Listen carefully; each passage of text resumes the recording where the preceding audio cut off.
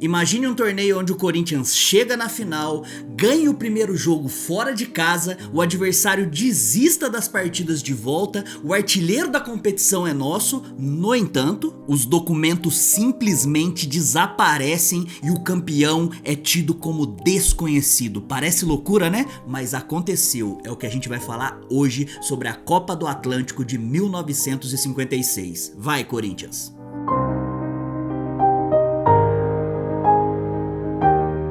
Saudações alvinegras, seja bem-vindo ou seja bem-vinda a mais um vídeo aqui no canal Papo Fiel. E o tema de hoje foi pedido pelo Adriano Cunha, que vocês estão vendo aqui na tela. Se você quiser fazer como ele, pedir algum tema aqui, só você comentar aí embaixo e dar o papo, que quem sabe a gente não traz aqui no futuro. Então, se você já é das antigas, é muito importante que você deixe o like aqui embaixo, se inscreva no canal, apesar que se você for das antigas, você já tá inscrito, né? Eu espero que não esteja passando, dando essa brecha, dando esse vacilo aí. Agora, se você chegou agora, recentemente aí, se inscreve no canal, ativa o sininho, faz toda essa parafernália que ajuda a gente pra caramba aí, tá bom? Então bora falar sobre a Copa do Atlântico de Clubes de 1956, torneiozinho polêmico.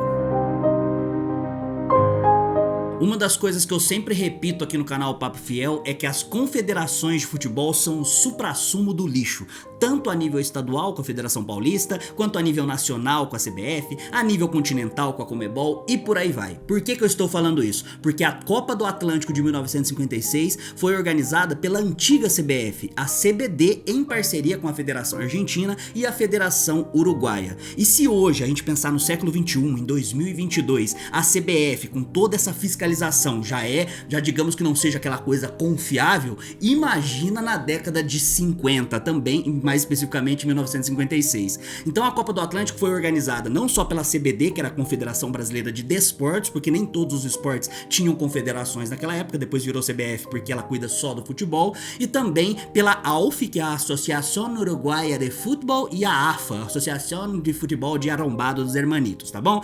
Então beleza, aí esse torneio foi organizado pelas três. E tem uma peculiaridade, nesse torneio, os jogos que acontecessem nos seus países de origem eram organizados de maneira individualizada pela sua confederação. E aí sim a gente entra na estrutura dele. 15 equipes participaram da Copa do Atlântico de 56, 5 uruguaias, 5 argentinas e 5 brasileiras, que eu anotei aqui para não deixar escapar ninguém. Na época as três federações eram as principais do continente, muitos diziam que também era a principal força do futebol mundial, Brasil, Uruguai e Argentina, e aí eles escolheram, né, eles foram indicados para participar os principais times das principais confederações. Da Argentina participou Boca, River Plate, Racing, Lanús e San Lorenzo. Do Uruguai participou Nacional, do Uruguai obviamente, Peñarol, Danúbio, Defensor e Wanderers, né, que atualmente é o Wanderers. Eu esqueci o nome desse time aí mais recentemente, mas naquela época era uma força uruguaia também. E do Brasil participaram Corinthians, Santos, São Paulo, Fluminense e o América do Rio de Janeiro. Aí você me pergunta, ué, mas e o Palmeiras? E a Porcada, onde que ela foi? Não eram os principais clubes? Exatamente, né, cara? A grandeza a gente vê aí, né? Você palmeirense que tá chegando agora, é a hora de abortar a missão, parça. Aborta agora, porque historicamente a gente não conseguir nivelar o Palmeiras com os outros times maiores aí não. A primeira fase já começava nas oitavas de final e tanto oitavas quanto quartas quanto semi era apenas um jogo, só na final que eram 3 jogos, sendo que 2 eram decididos na confederação que tivesse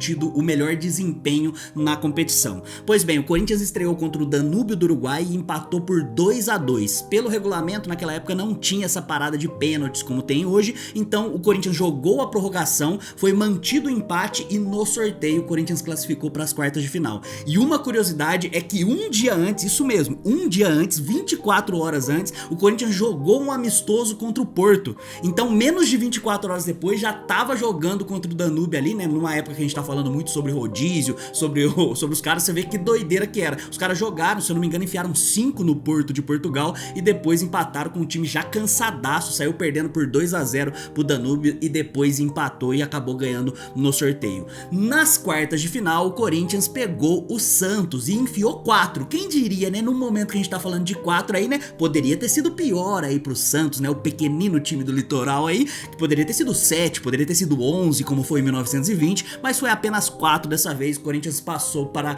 a semifinal. Na semifinal, pegamos os nossos fregueses históricos, o Tricas, que era basicamente, não precisava nem jogar, é que nessa época a gente não fazia ideia ainda da freguesia que os caras eram, né? Mas chegamos lá e ganhamos também de 2-0 e passamos pra final na nossa chave. Do outro lado estava Boca Juniors, que passou, me ajuda aí, primeira dama, quem que o Santos passou?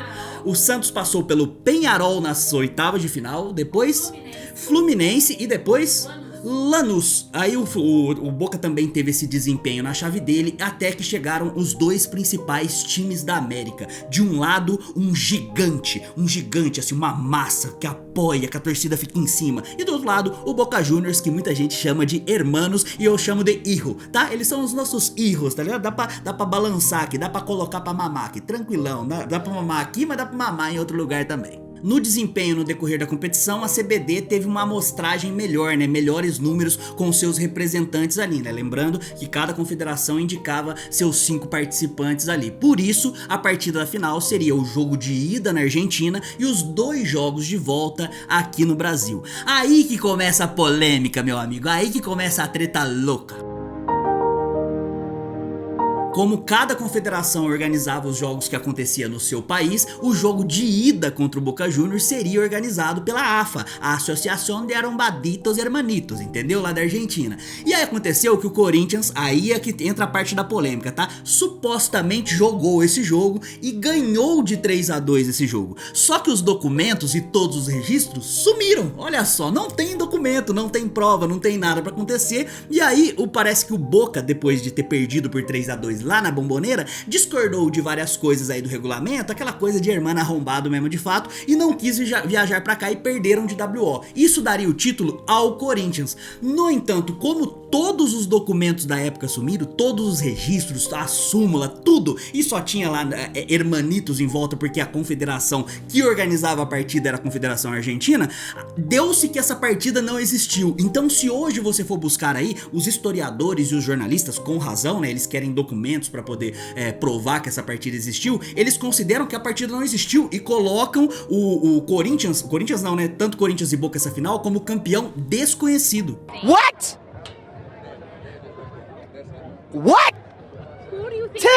E o que dá pra gente ainda mais embasamento do quanto a Argentina é arrombado é que no primeiro confronto histórico entre Corinthians e Boca aconteceu na Fazendinha no Parque São Jorge, e aí o Corinthians tava enfiando uma sacolada no Boca e o Boca abandonou a partida no meio da partida e foi embora, simplesmente falou assim, ó, não vou aqui tomar enrabada de brasileiros, e foi embora. Então assim, é típico dos caras, entendeu? Então assim, ó, qual a chance de você juntar a CBF, a CBD no caso, antiga, a Federação Argentina e a Uruguaia pra organizar um torneio e não dar merda? É a mesma coisa, 1 mais 1 é 2, isso aí ia dar na mesma fita, entendeu? Só que hoje, se você acessar o site do Corinthians, o portal oficial do Corinthians, que eu vou colocar aqui na tela pra vocês, você vê que esse título, ele tá discriminado no site do Corinthians, inclusive o primeiro dessa lista aí é a Pequena Taça do Mundo de 1953, vou colocar ela aqui no card aqui, que eu já falei sobre ela aqui no canal, e a terceira da lista aí é a Copa do Atlântico de 1956, que fomos campeões, tá bom? Ninguém engana nós, e aí tem um monte de historiador, como eu falei, jornalista e tal, que realmente, como não tem os documentos, eles falam que essa partida não existiu, o que pra mim não faz o menor sentido. Então o Coringão é campeão da Copa do Atlântico sim, é poucas ideias e chora no banho. Aí isso tem uma grande diferença. Alguma vez na história a gente reivindicou isso como uma Libertadores?